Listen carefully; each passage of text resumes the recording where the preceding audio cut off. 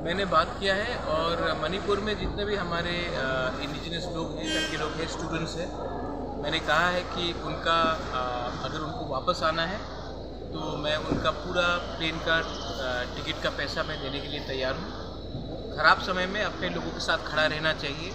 मेरे ख़राब समय में भी मेरे लोगों ने मेरे संग खड़ा रहा।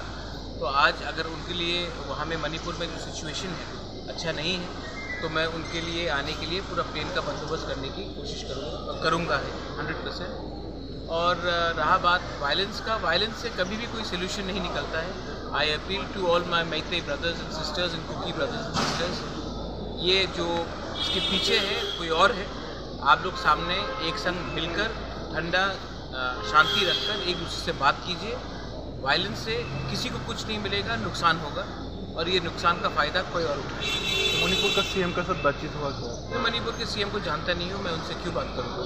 लेकिन मणिपुर में बहुत लीडर्स हैं जो नॉन पॉलिटिकल भी है, मैते कम्युनिटी से भी है और कुकी कम्युनिटी से भी है। मैंने उन सबसे बात किया है और अगर वो चाहते हैं कि मैं इसमें कुछ करूँ तो मैं I am more than happy to intervene.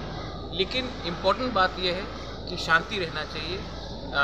किसी का घर, किसी का चर्च, किसी का मंदिर को नहीं जलाना चाहिए। इससे किसी को कुछ नहीं मिलेगा और सोसाइटी डिवाइड होगी। अभी त्रिपुरा का पहाड़ का सिचुएशन क्या है? आप देखिए 8 तारीख को क्या होने वाला है।